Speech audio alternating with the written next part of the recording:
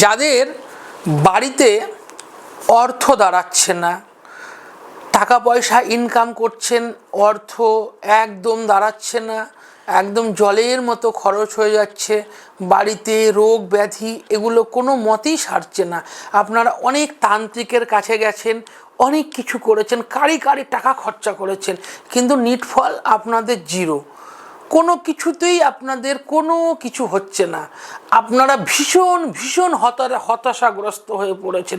তাহলে কি আমি বাড়ি বেচে দেব? এই আমার কি বাস্তুদোষ রয়েছে, না আমি কি করব? আমি মানে কোনো কিছু ভেবে আপনারা কুল কিনারা পাচ্ছেন না। তো দর্শক বন্ধুরা, আপনাদের জন্য আমি বিশেষ টোটকা বলবো, যাতে আপনাদের কোনো 5 পয়সাও কোনো খরচা হবে না কাজটিতে।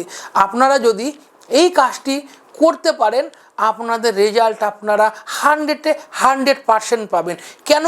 তন্ত্র কখনো মিথ্যা বলে না, হিন্দু তন্ত্র আজও কথা বলে, এবং তন্ত্র অদৃশ্য হলেও সত্যি, এটা আপনাকে মানতে হবে এবং সবাইকে মানতে হবে। তন্ত্র আজও কথা বলে না তো কেন? আপনারা কি করবেন না তো, আপনাদের ঈশান কোণে শ্বেত আকন্দ একটি গাছ কোনো নার্সারি থেকে শনি মঙ্গলবারে এনে আপনারা লাগাবেন, এবং তার সঙ্গে একটি স্বর্ণলতা গাছ লাগাবেন, এবং সেটা কি করবেন, দুধ, হলুদ, মধু সংমিশ্রণে আপনারা এই গাছটিকে 7 দিন ধরে গাছটায় এগুলো মাখিয়ে পুজো করবেন, এবং বাড়িতে কোনো দশকর্মার দোকান থেকে দশাঙ্গ কিনে নিয়ে আসবেন। বলবেন দাদা আমাকে দশাঙ্গ দিন, দশাঙ্গ দিয়ে আপনারা ধুনো দেখাবেন, এবং গাছটাকে 7 দিন আপনারা এইভাবে জাগান।